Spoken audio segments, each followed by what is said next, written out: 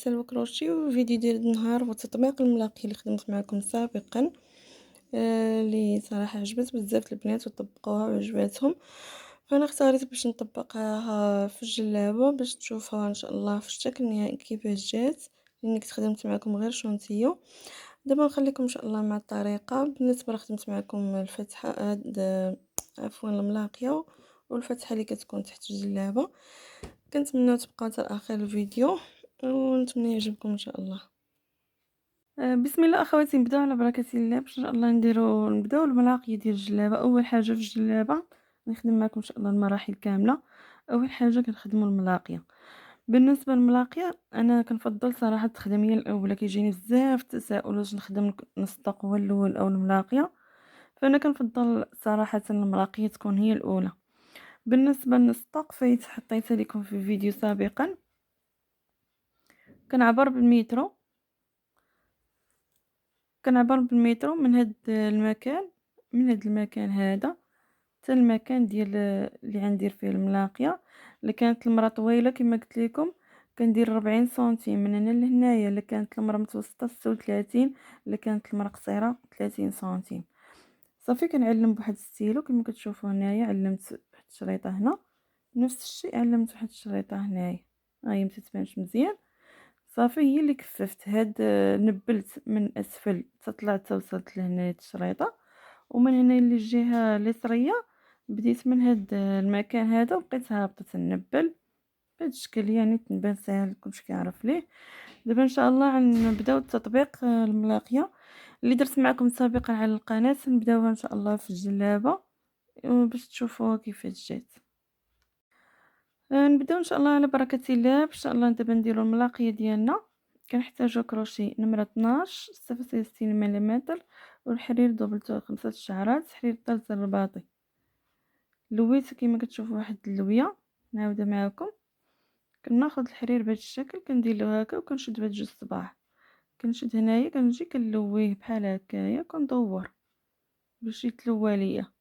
صافي من بعد كنشد هكا كنلوي بهذا الشكل هذا ونخرج من هذيك الدائره، نخرج منها.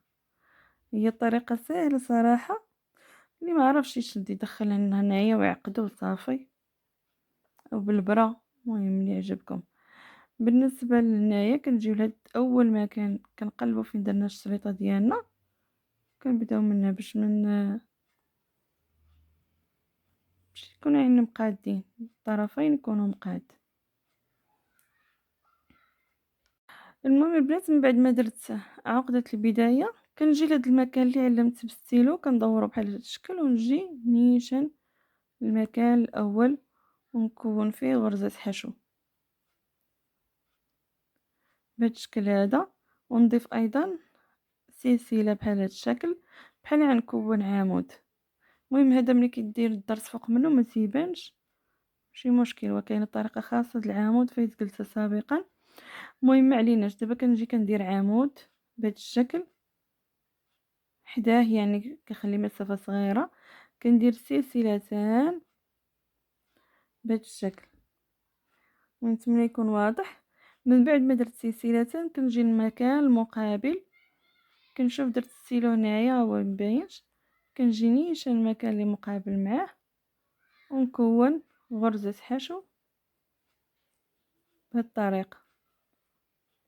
ملي كنكون غرزة حشو فانا كنجي لهاد الفراغ ديال المخليت ما بين العمودين اللي هو هذا، ونكون فيه غرزتين حشو، غرزة حشو الاولى وغرزة حشو الثانية. نفس الشيء كنرجع كنلف واحد لفة العمود، ضروري العمود دائما اللفة. كنجي كندير هنا عمود عادي بحال غندير عمود عادي باش غير المبتدئات. اما راه الملاقيه يعني طبقوها البنات اللي عارفوا. كندير سلسلتين، يعني اللي شاف الفيديو راه طبقها ملي احتاجها، واللي ما شافش الفيديو راه يعني بحال التعاويده هذه وصافي. كندير غرزه حشو، غير هو التطبيق على البياسه ماشي بحال التطبيق على شي طرف ديال الثوب. المهم سمحوا لي. المهم دابا من بعد ما درت غرزة حشو كنجي هاد الفراغ كندير غرزتين حشو الاولى. غرزة حشو البنات المبتدئات هي كندخلو هنا وكنخرجو وكنجمعو بهاد الطريقة. غرزة حشو الاولى، غرزة حشو الثانية، كنلفلف هاد العمود، كنخلي نفس المسافة، نكون عمود، سلسلتان، نفس الشيء كنرجع لهاد المكان، كنخلي المسافة اللي كنخلي هنا تتكون هي المسافة اللي خليت هنايا. يعني نتوما راه عينكم ميزانكم، هاد المسافة ما بين العمود والعمود هي نفسها كنخلي في الجهة الأخرى. كندير بحال هكايا باش يعني ما يمشيش ليا عوج. صافي كندير غرزة حشو، صافي كنرجع نفس الشيء لهاد الفراغ ديال ما بين عمودين، كنكون غرزة حشو الأولى والثانية، نفس الشيء كنلفلف هاد العمود ونجي لهاد المكان ونكون عمود بهاد الطريقة، ندير السلسلة الأولى، السلسلة الثانية، نجي المكان المقابل كما قلت لكم نخلي نفس المسافة اللي فيها الجهة الأخرى. يعني إلا بغيتو ديروا بحال هكا كنشوف كندير هكا باش يمشي ليا في نفس الدار هكا، وعينينا هي ميزاننا. كندير غرزة حشو نزير عليها شوية، نفس الشيء نجي لهنا ندير غرزة حشو الأولى، غرزة حشو الثانية، عمود. صافي يعني البنات بلا باش منطولش عليكم الفيديو، هذا تطبيق خاص فقط في الجلابة باش ندير لكم ان شاء الله جميع المراحل. صافي كنكمل بنفس الطريقة، كندير سلسلتين. المهم دابا هذه كتبان هكا قريبه ليها، ولكن راه ملي كتعمر نوريكم ملي كتعمر كندير سلسلتين، ملي كتعمر فهي كتقاد. كندير غرزة حشو كما كتشوفوا دابا هنا كتبان مقاربين، هاد البلاصه كتبان مقاربه، ولكن ملي كتعمر بغرزة حشو كتقاد.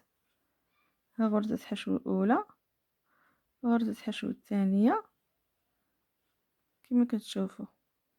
صافي من بعد ملي كنستمروا كتجي بحال هي صراحه جات زوينه. المهم البنات اللي بغاها شويه تكون عامره ديروا الحرير على 6 الشعرات، وبالحرير القصبه خلاص راه كتجي عامره، يعني كتجي غليظه شويه زوينه.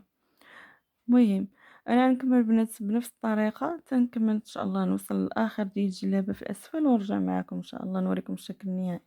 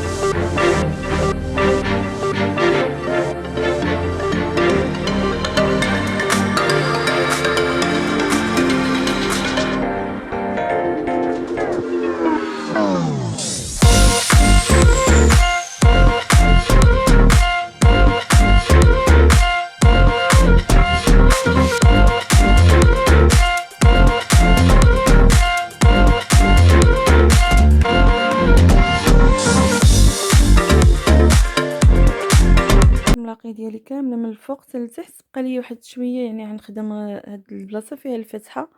قلت علاش ما نشاركش معاكم. وقبل ما نشاركها معاكم واحد السيده صيفطت لي، يعني مهم بقيت بان الضرابي هنا ماشي بحال هنايا، وكان عندها واحد يعني مهم نقولوا ديفو.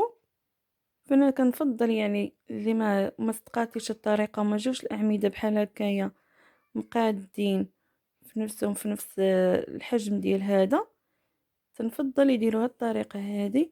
يعني يقلبوا الثوب بهالطريقه ويديروا هكايا ويقادوا ويديروا غرزة الحشو بالطريقة، عاد يقلبوا القدام ويديروا هنايا غرزتين حشو.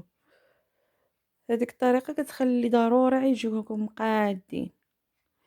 صافي المهم انا دابا هادي غير وريتكم. المهم هذا غير توضيح اللي يعني بغى يدير هاد الطريقه هذه اللي جاتو واخا صعيبه وجا يعني ما جاوش مقادين. المهم دابا البنات نوريكم بعجاله بالزربه كيفاش ندير الفتحه ديال الجلابه. انايا ملي درت هنايا عمود، كاين ما كيبغيش تكون مسدوده كامله، كندير هنايا بهذا الشكل العمود، كندير سلسلتان، كنجي لهاد الفراغ كندير غرزتين حشو، غرزة الحشو الاولى، الثانيه نفس الشيء، كنشد كنجي هنا كندير عمود، سلسلتان. المهم من بعد ما درت سلسلتان كنرجع نفس هاد الفراغ كندير فيه عمودان، عفوا غرزتين حشو. صافي كنشد كندير عاوتاني عمود في هاد المكان، كندير سلسلتان، كندير غرزتين حشو، غرزة حشو الاولى، غرزة حشو الثانية، عمود نفس الشيء. صافي وكنهبط بالجهة كاملة. يعني المهم بلا ما نطول عليكم، هاد الجهة غندير لها بحال هكايا، وهاد الجهة الاخرى غنهبط من التحت من التحت حتى لهنايا بنفس هاد عمود بنفس الطريقة، غير يعني نبدا من هنا من هاد البلاصة ونبقى طالعة حتى نوصل لهنايا. يعني بلا ما نطول عليكم الفيديو، صافي ان شاء الله ملي نكملها كامله نوريكم الشكل النهائي.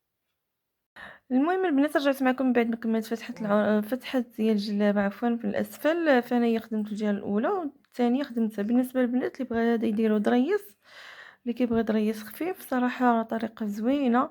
كديروا العمود وديروا سلسلتين تعمرهم غرزتين بيكو زوين بلا حبيك بلا حتى شي حاجه، درس رائع. ان شاء الله حتى بغيتو حتى طبقتو في شي حاجه ونسجلوا معاكم.